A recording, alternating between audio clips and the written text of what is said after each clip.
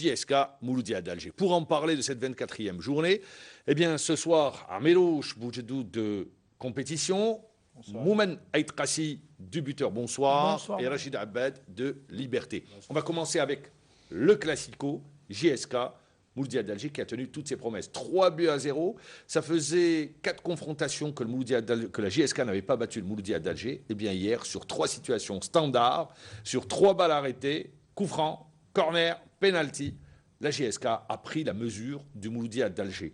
Alors, c'est le Mouloudia d'Alger qui est passé à côté, ou la JSK, eh bien, qui était bien appliquée, bien concentrée sur cette dynamique de la victoire. Oui, à vous la parole. C'est un peu les deux. Moi, je pense que la JSK avait déjà cette envie de mettre un terme à la suprématie du Mouloudia qui datait depuis 2011. La JSK n'a plus gagné contre le Mouloudia depuis cette date-là. Et puis, il y avait aussi les 4 derniers matchs.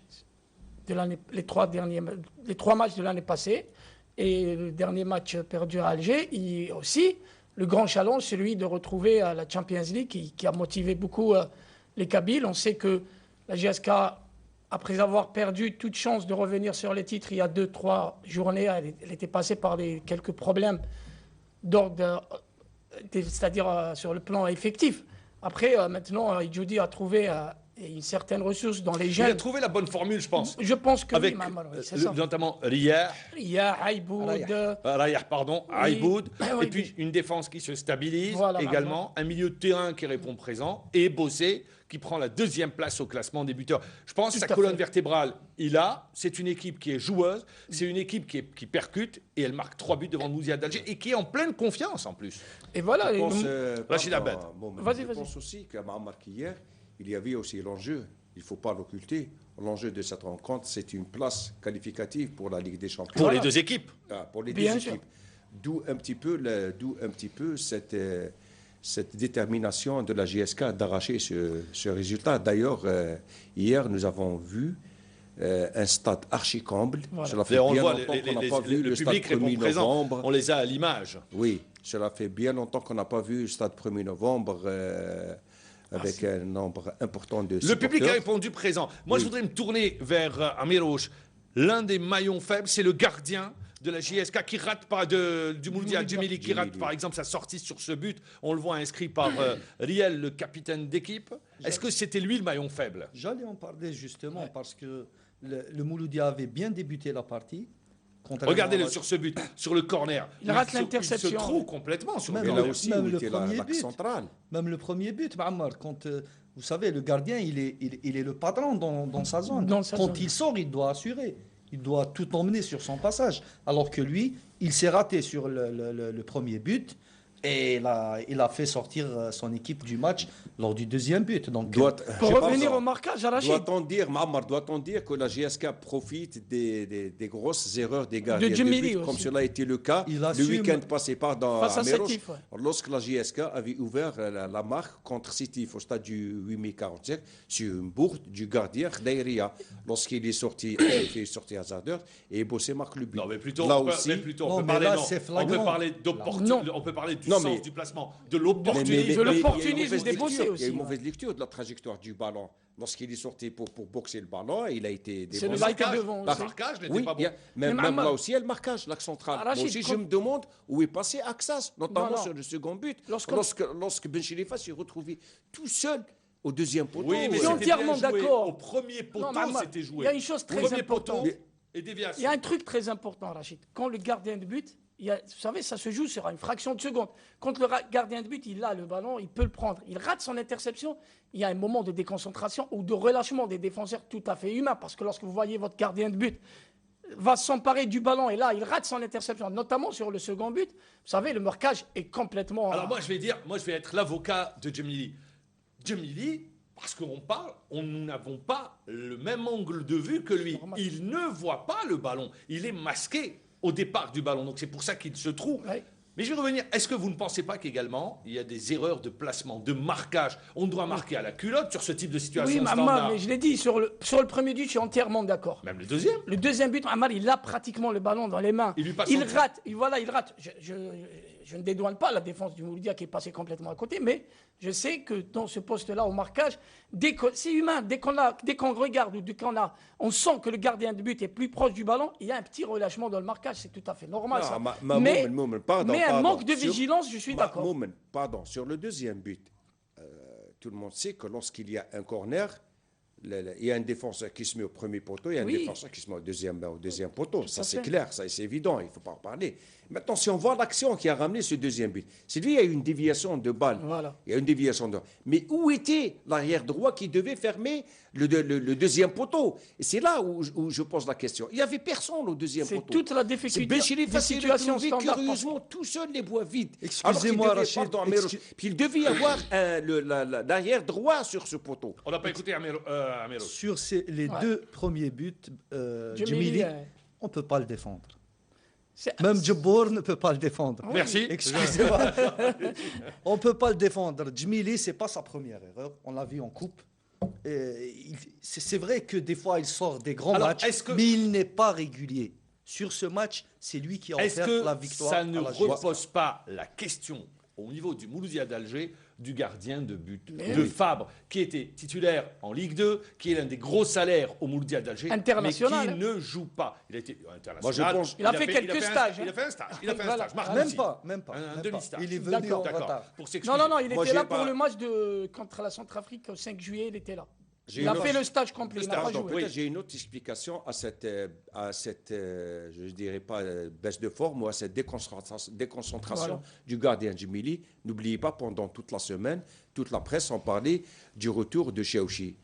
Donc ça, je pense que Chaouchi est suspendu. Oui, mais attendez, Mahamar. Pendant toute la semaine, Chaouchi donnait des interviews à des journaux et même le manager général Qassi Saïd. Mais il n'a pas de licence, il ne peut pas jouer. Mais Djemili le sait bien. Mais allez-y convaincre maintenant Djemili sur le bien fondé de cette déclaration. Pardon, attendez, c'est des joueurs jeunes, c'est des joueurs qui ne sont pas forts psychologiquement. Ça, c'est votre explication. Lorsqu'il a appris peut-être que le Mouloudia, lui, cherche à récupérer Chaouchi, là, il s'est senti peut-être... Ça, c'est votre explication. Voilà. Moi, je voudrais revenir sur... Est-ce qu'aujourd'hui, ça ne repose pas la question qui doit être titulaire? Chaouchi, moi je dirais Chaouchi, on n'a pas à en parler parce qu'il n'a pas de licence, il ne jouera pas cette saison. Mais aujourd'hui, ça pose la question du gardien titulaire et de Fabre. Est-ce que Fabre, du côté du staff technique du Mouloudia d'Alger, il n'est pas temps de lui donner sa chance? C'est tout à fait vrai ce que tu viens d'avancer. Mais moi, je pense que Michael Fabre a fait déjà des matchs, comme vous dites, dans un championnat de Ligue 2 française où il était l'un des meilleurs gardiens d'ailleurs. Il était à Clermont. À Clermont, il avait fait une grosse saison. Il était aussi à Lens. Il a joué à Lens. Je pense que... Et en plus, il avait été amené pour être gardien titulaire. Il a été répliqué par un gardien, Mahamar. Voilà, par Kawa. Donc, je pense qu'il aurait fallu créer une certaine concurrence et un petit turnover entre les deux gardiens de but. Comme ça, le Mouloudia... Voilà, Mahamar, Mouloudia aurait gagné peut-être un bon gardien de but. Mais là, quand on voit Djemili... Franchement, dans des matchs comme la JSK hier, on compte beaucoup plus sur le dernier rempart. On l'a vu, franchement, rater complètement son match. Alors, juste concernant Fabre, le coach avait l'intention de le titulariser après le match de l'USMA. Ouais. Mais à la dernière minute, il a ressenti des douleurs. Alors, rappelons que c'est la deuxième fois de la saison que le Mouloudia d'Alger prend 3 buts. Contre l'USMA d'Alger, 3-0. Ouais. Contre la JSK, 3-0, 19 buts encaissés, une charnière centrale qui bouge. Belhaïd a perdu sa place depuis le match contre l'USMA d'Alger. Quand on ajoute ces paramètres l'un à côté de l'autre, est-ce que ça n'explique pas également ces faillites sur le plan défensif du Mouloudia d'Alger? Moi, je parle surtout, Mahamar, il faut parler de l'entraîneur aussi. Bouali. Parce que quand on va en guerre, excusez le terme. Non, c'est-à-dire un match comme ça. Il faut aligner. À enjeu, vous voulez dire. Voilà, à enjeu. On peut pas aller avec une flèche alors qu'on a des bazookas sur le banc. Quand je vois Bouguesh et Djallet sur le banc, quand je vois Razi sur le banc, quand je vois Qassem hors de 18, moi je me pose des questions. C'est-à-dire, ça se voit qu'il y a quand même un malaise dans l'équipe. Vous parlez de malaise? Est-ce que... Oui. Moi, je ne crois pas que c'est un malaise. Il fait tourner un peu. Non, c'est des choix de l'entraîneur. Je pense que Fouad Bouali est mieux indiqué que il s'est trompé. De connaître qui ne l'est pas. On était à côté de la plaque. C'est sa déclaration. C'est un match raté. Dans un des quotidiens. Oui, c'est vrai, c'est ce qu'il a déclaré sur le buteur. Je pense que c'est clair que le Mouloudia n'était pas dans un bon jour. Il ne faut pas se mentir, cette équipe du Mouloudia change beaucoup.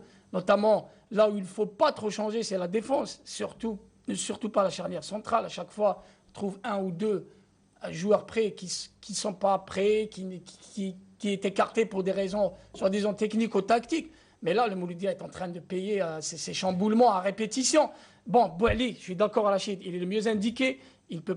Je ne doute pas qu'il aligne les meilleurs joueurs dans chaque match. Ce qu'il pense être. Voilà, mais il peut se tromper aussi. Alors, parce que là, sur ces scores-là, contre l'USMA, 3 buts, contre la GSK, 3 buts, franchement, c'est le rôle de l'entraîneur. C'est le rôle de l'entraîneur de savoir mobiliser, de savoir motiver ces joueurs-là et évacuer cette pression que je ressens. Ah, la pression, elle est là.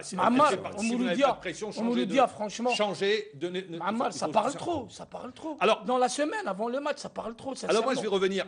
On a parlé du Mouloudia d'Alger. À contrario, la JS Kabylie, deuxième, troisième attaque du championnat, engagée en Coupe d'Algérie.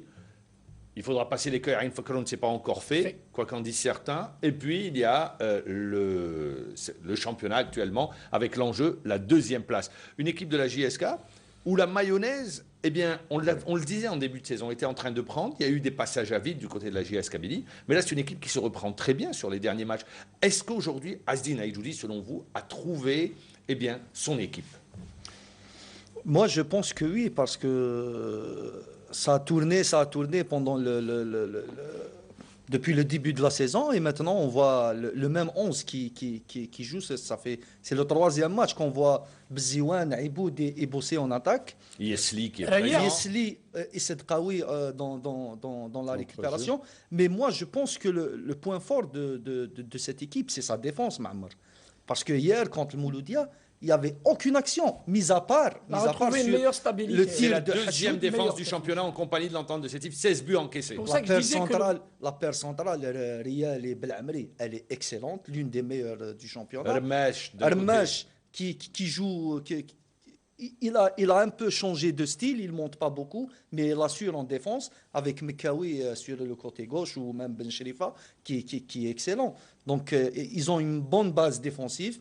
Un bon gardien de but et surtout l'attaquant est bossé sur qui toute l'équipe repose. Cet attaquant qu'on critiquait beaucoup, sur certains matchs. Il termine. Cet attaquant qu'on critiquait beaucoup avait besoin de confiance, avait besoin de sérénité. Il a pesé hier. Oui, il a pesé. Le mérite revient à Azdin Aïdjoudi qui l'a toujours défendu, il a toujours pris sa défense. Hanachi surtout. Azdin l'avait critiqué à un moment donné. Alors, on sait pas. C'est normal, c'est pour le tétiller un petit peu, c'est pour le secouer un petit peu, c'est vrai. Et Hanachi le couvait. Le grand coup d'Azdin Aïdjoudi, c'est d'avoir injecté des jeunes joueurs qui ont bousculé un petit peu. Les Madi, voilà, Ria, Aiboud. Madi n'a pas joué hier. Non, il l'a bousculé. Ils font partie du groupe. Il l'a bousculé. Madi, c'était pratiquement dans sa tête, il était indétrônable. Mais là, il lui a fait montrer le contraire. Et ces jeunes-là sont en train de donner raison à leur coach. Il y a le facteur du public. Azdin compte beaucoup sur son public. Les multiples appels du coach Azdin Aïdjoudi et du président ont eu écho. La JSK, quand elle joue sur un terrain du 1er novembre Archicamp, franchement, elle est pratiquement irrésistible. Moi, je pense, comme vous l'avez si bien dit, Maamar, le grand retour de la JSK, il ne faut pas occulter aussi le grand travail fait par le staff technique. Voilà. Moi, je me rappelle, il y a quelques semaines de ça, lorsqu'Azdin Aïdjoudi, on lui a demandé un petit peu pourquoi la JSK traverse cette période. Il a dit, attendez-moi en fin de saison, parce que c'est une équipe, comme vous l'avez si bien dit, est en train de prendre la mayonnaise. Azdin Aïdjoudi, c'est un entraîneur proche de ses joueurs qui a appliqué une autre philosophie de jeu. Aujourd'hui, nous remarquons sur le terrain que cette équipe joue bien au ballon, elle est solidaire, les joueurs s'entraident entre eux. Et l'empreinte de Aïdjoudi a été fort remarqué dans le grand retour de la JSK. C'est son mental. C'est le mental. C'est le mental parce que c'est un entraîneur qui encaisse. Malgré les critiques, le président l'a critiqué pendant le passage à vide, mais lui, il a encaissé, il a continué à travailler et tout le mérite, c'est-à-dire, moi, je lui tire chapeau parce qu'il y avait une pression terrible sur lui. On lisait sur les journaux. La pression, il est à la JSK, il n'est pas aussi. C'est normal. Il a un entraîneur c'est-à-dire la JSK jouait la relégation les 3 dernières années. Non, mais ça a changé. Lui, il est venu, la JSK jouait le titre. Et à cette époque-là, c'était possible le titre. Et lui, il sent que son président ne lui faisait pas confiance. Et il a résisté, il a continué, il n'a pas démissionné. Moi, je lui ai dit chapeau. Mais il lui a fait confiance, il a renouvelé cette saison, il l'a emmené, il l'a laissé travailler. On les avait reçus sur ce plateau, tant le président Hanachi. Mais le président Hanachi, il est dans son rôle. On lui dit, est-ce que l'équipe a tourné? Il dit non. C'est normal. Il y avait le cas Beziouen qui posait problème. Bon, je pense que c'est réglé, que ça y est, maintenant il est titulaire. Il y avait Ebosé à un moment donné, mais pour le reste... Zabia, c'est un dossier clos. Ça, c'est un flop, Zabia. C'est un flop et d'ailleurs, tout le monde hier, s'accorde. après le 3e but de Ebossé, on avait vu Hanachi sur la main courante aller congratuler son entraîneur. Ça fait longtemps que je n'ai pas vu Hanachi. Tout à fait. Voilà. Je voulais revenir là-dessus, c'est vrai. Féliciter son entraîneur avec un sourire qui en dit long. Messieurs, je vais vous demander une réponse rapide parce qu'on va rester dérouler cette 24e journée. Ouais. Ça nous promet, si la logique est respectée, bien évidemment, une finale de coupe à travers les déclarations de Hanachi à la fin du match et également de l'accrochage Bouali Hanachi dans le tunnel. Ouais. Une finale de coupe, eh bien, où là, également, ça va être électrique entre les deux équipes. Bien sûr, on ne peut pas parler de ça sans parler de ce qui s'était dit avant le match. Le Mouloudia qui contacte des joueurs, l'affaire de l'hôtel. Hanachi a pointé un doigt accusateur sur Kassi Saïd en disant il a contacté Belamri, il a contacté Asla, et c'est pas normal, c'est des choses qui ne se font pas. Mais Kawi et Rial aussi. Kassi Saïd a dit c'est pas vrai et Hanachi dit c'est vrai, donc ça donnait déjà. Et puis à la fin du match, en revenant sur le fait que... Au-delà de tout ce qui a été dit à propos de ce dossier-là, je pense que Mouloudia JSK, c'est le grand classique. C'est le classique. Une finale, c'est la finale rêvée. C'est pas encore fait, on dit ça pourrait. Si vous permettez, je faut trouver le meilleur terrain où sur justement ce que vous venez de dire. Est-ce qu'il est interdit aujourd'hui de contacter des joueurs, surtout lorsqu'on sait que ces joueurs, dont le contrat expire dans 6 mois? La FIFA autorise les clubs à contacter les joueurs. Ils peuvent même signer des pré-contrats avant 6 mois. C'est-à-dire, aujourd'hui, je pose la question. Est-ce qu'aujourd'hui, c'est interdit Vous avez posé la question, la réponse, vous allez la voir. C'est très simple. Il vous a donné un élément de réponse pour les joueurs en fin de contrat. Si vous permettez juste, en fin de contrat, ils peuvent signer des pré-contrats s'ils sont à 6 mois de la fin du contrat. Là où il y a problème, là où ça pose problème, c'est pourquoi les contacter avant le match. Ça aurait pu se faire après le match. Voilà. C'est vrai, c'est là où ça pose problème. C'est une question d'éthique, de respect entre les clubs. On va passer au champion, ou ce qui va être le futur champion, parce qu'on a Sétif qui a perdu face au CS Constantine en match avancé, et l'USMA qui en profite bien évidemment sur ses derniers résultats pour s'envoler. Ça et pour vous, l'USMA est championne d'Algérie, même s'il reste encore 6 points pour confirmer. Amar, pour toutes les raisons qu'on avait évoquées sur ce plateau-là, l'USMA est parti pour être encore une fois sacré champion d'Algérie. On l'avait dit, Sétif ne pouvait pas suivre le rythme sur 2 compétitions, scinder son groupe en 2. Moi, je veux rester sur l'USMA. Amar, 11 points, l'USMA d'Alger est acquis. Le titre est acquis, comme il l'a dit Roland Corbis, sauf catastrophe, grosse catastrophe. Ils sont à 2 victoires du titre. Un constat s'impose. Si vous regardez les derniers matchs, allez, on va chercher un petit peu les poux dans la tête de l'USMA d'Alger. Vous voyez, cette équipe n'arrive pas à marquer sur les 4 derniers matchs en première mi-temps, toujours en seconde mi-temps. Sur les 3 derniers matchs, elle marque toujours dans les dernières 10 minutes, même dans le temps additionnel, contre le CS Constantine, contre la JS Saoura, 88e minute de jeu. Des difficultés à s'installer, à ouvrir la marque dès la première mi-temps, dès la première demi-heure. Lorsqu'on remarque un petit peu les prestations de l'USMA, on voit qu'en première mi-temps, ça crée beaucoup d'occasions. Ouais.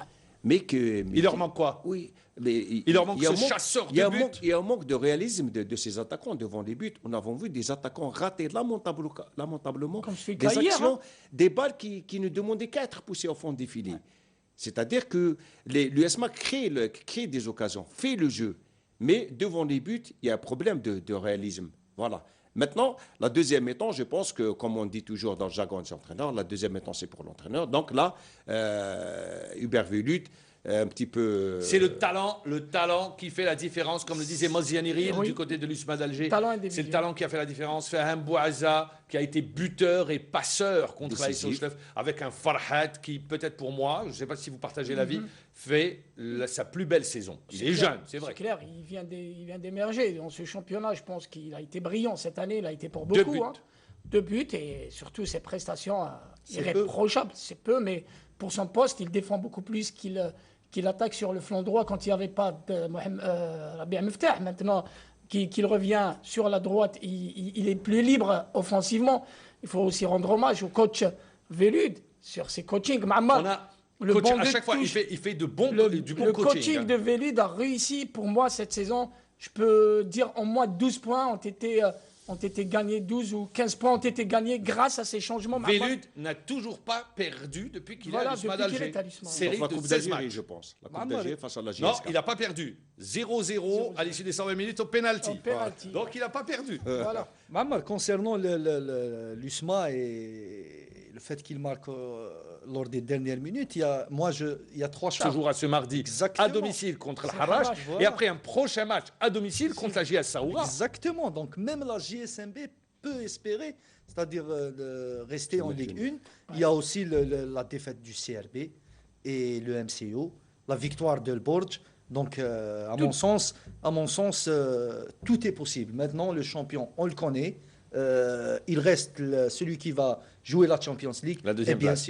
Et bien sûr, le podium aussi, la course pour le podium aussi reste ouverte jusqu'à deuxième, troisième place.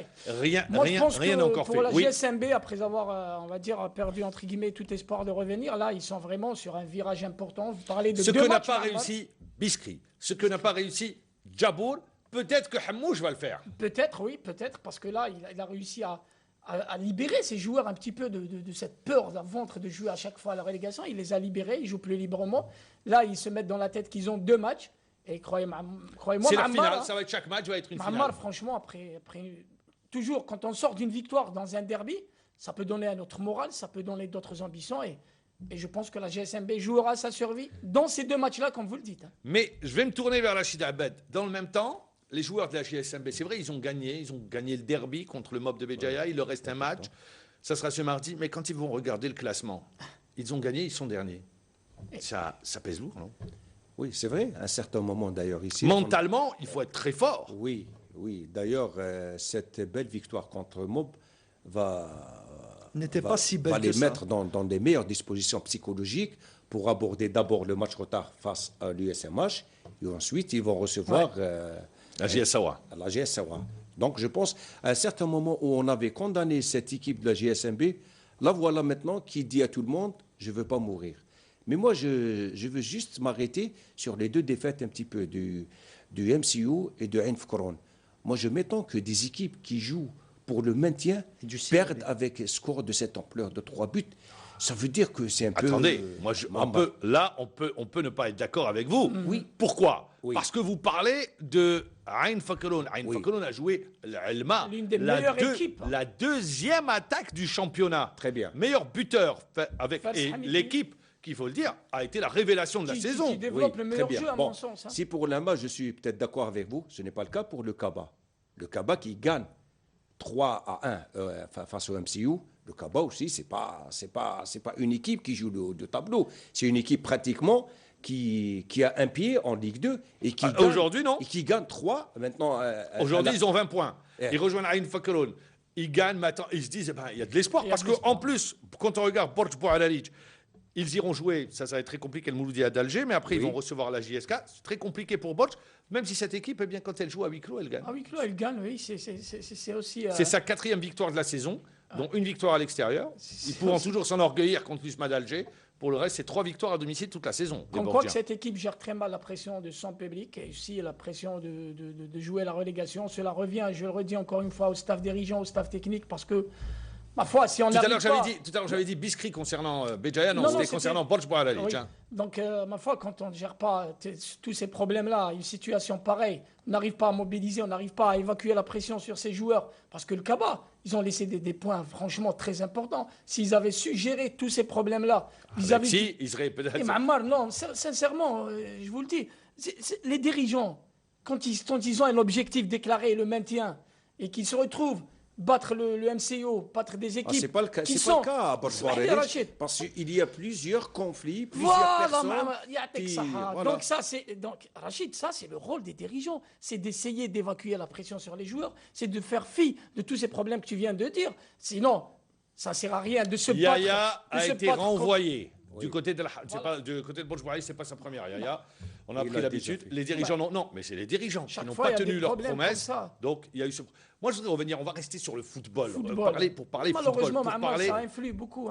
Eh bien, est-ce que sur ces 6 dernières journées, quand ces équipes gagnent déjà à domicile, renouent avec la victoire, et notamment, moi, c'est une équipe, la JSM Beja, qui gagne un derby, et pas n'importe quel derby, et d'ailleurs, on le regrette, les incidents à la fin du match.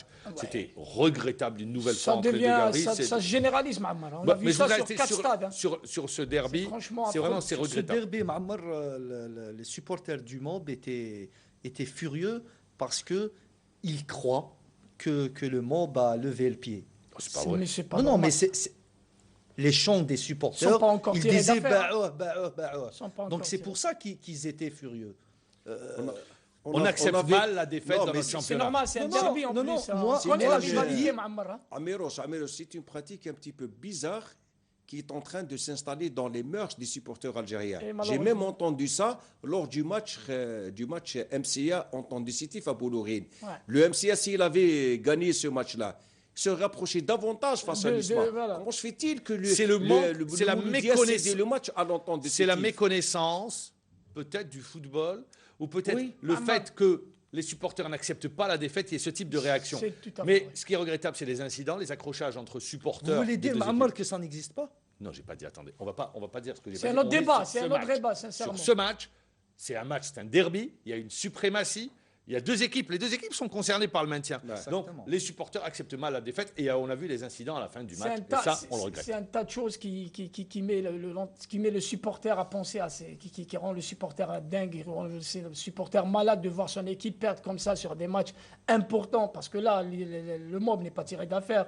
On le sait bien. 27 points pour le MOB. Oui, Ma'ammar, s'il perd, si les poursuivants gagnent, il sera vraiment en difficulté. En plus, il joue sétif. Il faudrait aussi revenir à la rivalité, à la grosse rivalité qui existe entre le MOB et la GSMB. Croyez-moi, si le MOB avait gagné hier, ils auraient assuré le maintien. Ils auraient terminé pratiquement en roue libre. Mais lorsqu'on voit ce qui s'est passé, c'est franchement. Est-ce que vous ne pensez pas que cette défaite risque de laisser des traces au niveau du MOB?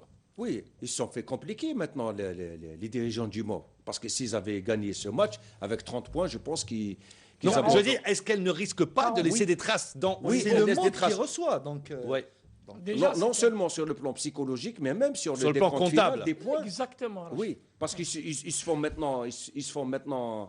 maintenant rattraper par les équipes qui sont... Les poursuivants. Alors, le MOB a perdu 2 matchs contre des équipes concernées par la relégation. Voilà. Le CRB et maintenant la GSMB. Ça va être compliqué parce que sur le plan... Attendez, vous mettez, vous l'avez dit, le CRB, la JSMB, ils vont sortir à cette île. Donc ils risquent d'enregistrer 3 défaites de suite. Exactement. Ça va les aspirer vers le bas. C'est pour ça, Ma'ammar, la dernière fois à Amérouche, tu avais parlé du MOB qui n'était pas concerné. Alors que Ma'ammar a insisté à dire que ça va se jouer sur les 3 matchs. Et là, vous êtes en train de me donner raison, merci. Ben oui, c'est vrai, Ma'ammar, parce que c'était logique. C'était pratiquement... Donc, on a une bonne mémoire. Mais oui, il faut bien, Ma'ammar, revenir sur ça, parce que là, les gens vont croire que cette équipe du MOB avait assuré... Voilà, non, c'est faux. Elle n'est pas tirée d'affaire. On va revenir sur un match, sur le derby algérois. Al-Harrach, CRB, un but de Abid, le 6e pour lui, Abid, qui offre, on va avoir les images dans quelques instants de ce derby algérois, le CRB qui voyage mal cette saison, qui a perdu tous ces matchs pratiquement à l'extérieur, si ce n'est un point ramené de Borj Bouarerij où ils avaient fait match nul. Cette équipe du CRB également en ballottage défavorable. Oui, on est en période d'élection, on peut se permettre. Non, comme l'a dit tout à l'heure, Amérouche, les Harrachis ont fait taire un petit peu la rumeur parce que la veille de ce match, beaucoup de spéculations et entouré ce match. Mais messieurs, on ne fonctionne pas sur la rumeur. On ne fonctionne pas sur la rumeur. La Harrach n'a pas démérité, a bien joué. Oui. Tous les problèmes sont réglés. On l'a vu, une défense du CRB, eh bien, aux abois, comme sur cette action. Le marquage n'y est pas. Oui. Et ils prennent un but. Central, là aussi, un problème au niveau de l'axe central du CRB. Lorsqu'on voit le gardien dévier la balle sans que personne ne vienne un petit peu dans l'axe la dégager, Abid s'est retrouvé seul. Il n'avait qu'à mettre... le score aurait pu être plus lourd. Hein. Oui. Sans le réflexe de il y avait domination totale d'Al-Harrach. L'équipe du CRB était vraiment, on dirait qu'elle n'était pas concernée par la relégation. Moi, quand je vois ce qui se passe dans ce club, je crois que ça manque de sérénité. Il y avait une bagarre entre Mekhout et Mehdi Ben Al-Jia. en plein match. Avant ça, il y avait Mekhout qui a fait une déclaration incendiaire sur son président. 2 matchs avant. Malek a été obligé de remettre les pendules à l'heure. Voilà, quand on a ce type de climat, ce type de tension, messieurs, est-ce qu'on peut jouer le maintien? Mais c'est difficile, Mamal. Moi, je dirais en 2 mots, cette défaite du CRB qu'elle devait en moins éviter pour rester dans la course, pour le maintien, être plus à l'aise, elle reflète le parcours de cette équipe du Chabab cette année. Franchement, c'est une équipe Belouizdadi. 14 défaites. Mais franchement, Mammar, ce n'est pas avec 14. Vous savez, Mammar, si vraiment les équipes relégables avaient fait mieux, c'est-à-dire... Non, elles ont fait ce qu'elles ont fait. Voilà. 14 défaites, ce qui est sûr. 14 défaites, c'est la Ligue 2, Mammar. Il faut le dire sincèrement. C'est un parcours. Une équipe qui joue le maintien. 14 défaites, elle a besoin de sérénité. Une équipe qui joue le maintien. Aujourd'hui, c'est tout le contraire qu'on voit au niveau du 14 défaites, c'est la moitié. Parce que je le dis encore une fois, cette équipe du Chabab, pour moi, cette année, n'est pas une équipe techniquement aussi armée pour se battre. Elle profite beaucoup plus de la faiblesse des équipes qui jouent le maintien cette saison. Merouch, question, puisque vous venez d'apporter un élément de réponse. Est-ce que Hankouch, le duo Hankouch-Siahi, ne prend pas de risque? Il ramène Bogi au mercato et on ne le fait pas jouer. On le laisse sur le banc. Mais il ne faut pas oublier que ceux qui ont joué sont bons, Ammar aussi. Bogi qui a marqué le seul but. Oui, je suis d'accord, mais quand tu as Dahman et Ben Algia et Rabih, moi le choix est difficile. Que c'est normal que Bougui reste sur le banc. Le problème n'est pas l'attaque, le problème c'est la défense. Il n'y a pas de défense du CRB. Il n'y a pas de défense au CRB. Ils ont eu la chance au mercato. C'est 26 buts encaissés du côté du Chabab Riadi de CRB. C'est plus d'un but par match. Peut-être la possibilité hier de revenir avec le point du match. Elle on a vu une action un peu litigieuse sur un penalty. On a vu sur l'action de Bougui.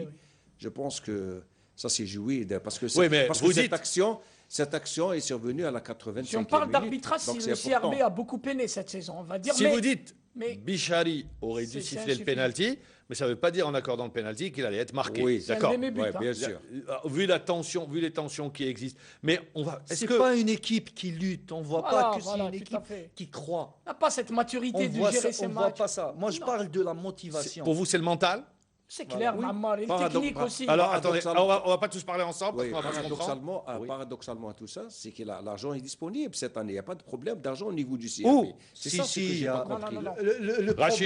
Le problème, c'est l'argent. Non, l'argent peut-être les 2 derniers mois. Ça fait 4 mois qu'ils sont pas payés. Mais ne parlons pas argent, parlons football, parlons état d'esprit. C'est la première fois, je pense, que j'entends que le CRB a des problèmes financiers. Il y a 2 ou 3 mois auparavant, le CRB, les joueurs étaient régulièrement payés. Non. C'est ce qu'on entendait, c'est ce qu'on disait. Eh bien, je suis désolé de vous le dire, non, parce que ce n'était pas le cas. Et d'ailleurs, il a fallu moult réunions pour pouvoir faire avancer les choses du côté du CRB. Monsieur Malek le disait ici. Mais on ne va pas rester sur l'argent. Oui. Moi, je voudrais revenir sur un aspect. Est-ce que vous pensez que cette équipe, le CRB ou le MCO, ont un esprit, ont un état d'esprit pour justement aller chercher le maintien? Justement, Ammar, vous venez de citer 2 clubs qui sont dans la même situation. Les joueurs... on sent qu'ils ne sont pas concernés par la relégation. On ne voit pas la hargne, on ne voit pas la détermination. Moi, je pense que c'est comme s'ils ne veulent pas sauver leur club. Non, il n'y a pas un joueur qui rentre sur le terrain pour... Croyez-moi, c'est un problème technique. Ils n'ont pas le niveau d'être au grand Chabab. Moi, je pense que le CRB nous a... Ils n'ont pas le niveau de jouer en Ligue 1? Non, franchement, il y a des joueurs qui ne peuvent pas... Je vous assure, Mahamal, que si les équipes qui sont concernés par la relégation avaient fait le parcours qu'il fallait, s'il n'y avait pas des équipes qui n'ont pas cette expérience, cette grande expérience de lâcher ses poursuivants en matière de relégation, je vous assure que le CRB s'est trouvé dans une situation plus difficile. J'ai vu plusieurs fois le Chabab, ce n'est pas des joueurs qui ont la maturité technique. Je parle pas seulement. Et le mental. Vous parlez du potentiel. L'envie de bien faire, elle est là. Je ne peux pas remettre en doute les... Alors, si vous permettez la question... Pour rester avec le CRB ou le Mouloudia d'Oran, je pense que ce qui caractérise ces 2 équipes, au-delà du potentiel technique, c'est qu'on ne joue pas en équipe. On n'est pas solidaire. Chacun joue pour, disons-le, pour lui, individuellement, pour se projeter sur la saison prochaine. Oui. On ne sent pas cette solidarité d'équipe. C'est vrai, c'est une nouvelle mentalité. Et ce qui montre bien ça, ce qui est symptomatique, c'est l'accrochage dont on a parlé entre Mekhout et Ben Algia.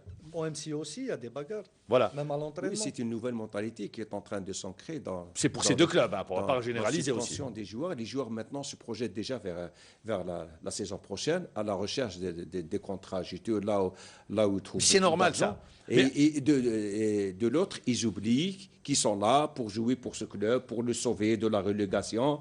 Et ils sont en quelque sorte, égoïstes. Alors vous dites, les trois ensemble, vous êtes d'accord que la course au maintien est complètement relancée. Moi, tous les spécialistes vous diront qu'il faut avoir un gros mental pour jouer le maintien. D'ailleurs, quand les joueurs gagnent un match, quand ils se réveillent le lendemain et ils regardent le classement, ils se voient encore dans la zone des relégables, ça remet tout en cause. C'est dur à porter. Et il reste encore 6 journées. Ça va être dur à porter pour les 6 équipes. C'est le plus fort mentalement qui va, selon vous, rester. Ça va se jouer en mental, c'est clair. Ça va se jouer en mental parce qu'on compte lorsqu'on voit des équipes habituées à la relégation, le MCO, CRB cette année, le CRB, c'est pour ça que je vous ai dit que c'est un problème technique. Elle a l'habitude de jouer entre guillemets, l'assurance. En primé. Entre guillemets, le premier. Les 2 dernières années, ce n'était pas le cas. Pratiquement, elle finissait dans le premier tableau. On va dire 7, 8e place, ça va dans le ventre mou du classement. C'est ce qui allait bien. Le MCO, ils sont habitués. Le MCO habitué, le CABA habitué, la JSMB sur ces 2 dernières années, je pense. Non, avec Alain Michel, ils ont joué la Champions League. D'accord, mais l'année passée. Non, l'année passée, c'était bien. D'accord, mais lorsque vous parlez de ces équipes-là, s'il n'y avait pas, par exemple, le MOB, s'il n'y avait pas le CABA, s'il n'y avait pas Ain Fakroun et la GSMB qui traversent les moments vraiment pénibles cette année, ça aurait été vraiment difficile pour cette équipe du Shabab. Mais là, au mental, d'accord, pour le MCO et pour le CRB, mais pour les autres, ça va être franchement très, très délicat, vu le calendrier qui reste à jouer pour le CABA et pour les Infocom. Et notamment, moi, concernant la JSMB, moi, je ne suis pas d'accord avec vous. Parce que c'est vrai que quand ils voient le classement, ils se voient dernier, vous allez dire que c'est un peu démoralisant. Ce qui leur donne l'espoir. Mais Ma'ammar, ils étaient condamnés, ils ne le sont plus. Ils sont à 4 points maintenant. Ils ont un match retard. Il y a le retour aussi qu'il faut signaler de Brahim Zafour, qui a quand même donné un plus à l'équipe. Exactement. Est-ce que le CRB a des éléments comme ça? Moi, je ne mettrais pas la JSMB dans le même sac. Donc, vous dites, je pense qu'il faudrait attendre encore les 6 journées en fonction des matchs qui vont jouer chez eux et à l'extérieur. Je pense qu'il y a déjà un match à la 26e journée, Ma'ammar. Ain Fakroun, JSM Béjaïa. Voilà. Mais Ain Fakroun va jouer l'USMA d'Alger la prochaine journée. Voilà. Donc ils vont jouer le leader. À Ain Melilla. Voilà. Déjà là, dans un match à huis clos. Ah oui. Dans un match à huis clos. Donc ils ont été sanctionnés. C'est pour dire que c'est Ain Fakroun. Je pense qu'ils ont déjà gagné un match quand ils ont joué à huis clos. Oui, mais là c'est un autre match. Et pour Ain Fakroun. C'est le leader. Tout dépendra également du résultat d'Ain Fakroun en Coupe d'Algérie. Puisque Abbas a déclaré tous nos efforts vont aller vers la Coupe d'Algérie. C'est historique pour Ain Fakroun. C'est pour dire que ça va jouer au détail près lors des prochaines journées. L'un des détails, Ma'ammar, c'est que le MOB risque de jouer le prochain match à huis clos. À huis clos, c'est elle qui a reçu. Elle jouera le prochain contre l'Entente de Sétif. On connaît l'importance du public du MOB dans certains matchs. On les a vus bien faire. C'est une équipe. Ils portent leur équipe. Tout simplement, c'est une équipe qui gagne à domicile et qui perd à l'extérieur. Si à domicile, ils vont jouer à huis clos, moi j'ai peur pour le MOB. Voilà, tout à fait. La déclaration du président de la Ligue de football professionnel, M. Mahfoud Karbej, qui dit ce matin dans les colonnes d'Al-Khabar, eh bien, le huis clos ne sert plus à rien, on le voit, ça ne règle rien.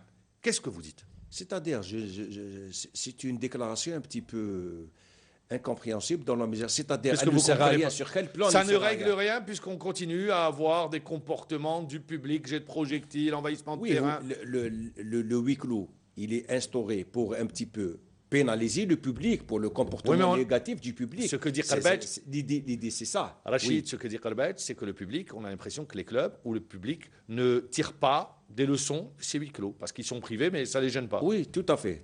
Non, parce que nous assistons depuis un certain temps à un comportement un petit peu très bizarre des supporters. Non, vous êtes très violent, c'est ce que vous dites. Même si parfois les équipes, moi j'ai vu par exemple il y a quelques semaines de ça, l'Entente de Sétif sur son terrain, elle mène 2-0 et les supporters insultaient les joueurs. Comment vous l'expliquez, Ma'ammar? Nous avons vu ça. Même au Mouloudia d'Alger, l'équipe qui mène et une partie du public qui est... Vous ne le comprenez pas, lui il a compris. Cette déclaration de M. Mahfoud Karbadj est claire et nette. Maintenant, vous donnez des sanctions qui n'apportent rien. Priver le public d'un match, croyez-moi, vous pouvez lui donner 20 matchs. 20 matchs à 8 kilos, croyez-moi, s'il n'y a pas une meilleure sensibilisation de ce public c'est les comités de supporters. Voilà, il faut sanctionner le club aussi, peut-être. Messieurs, il nous reste une minute. Parce qu'on l'avait promis, on va parler de joueurs algériens étrangers. Brahimi qui a marqué hier, c'est une bonne chose. Mostafa qui a gagné avec son club, c'est également excellent. On va attendre Belfodil et Mosbah titulaire, mais ils ont perdu contre Torino, Livourne. Il reste toujours en course pour le maintien. Toujours en course, oui. Sinon, qu'est-ce qu'on peut attendre également? On va voir Tottenham. Qu'est-ce qu'il va faire Ben Taleb. On va attendre l'Inter également. Avec Slimani, qui est devenu le chouchou du public. Il a permis à son équipe de battre Porto. Voilà, Ammar, c'était un match classique, un match très attendu par les Lions du Lisbonne. Je pense que hier, quand il est arrivé à l'aéroport de Madère, il a été le joueur le plus sollicité. Et ça a un petit peu surpris nos confrères portugais. C'est une bonne chose pour l'équipe nationale que nos joueurs se distinguent avec leur club. Il doit gérer ça. Soudani qui marque un doublé, Slimani qui marque, Riles qui qualifie son équipe. Voilà, c'est l'attaque algérienne qui a pris le meilleur sur Roulem en Europa League. Il a été décisif, il est rentré et ça a métamorphosé. Il est annoncé titulaire en championnat. Eh bien voilà.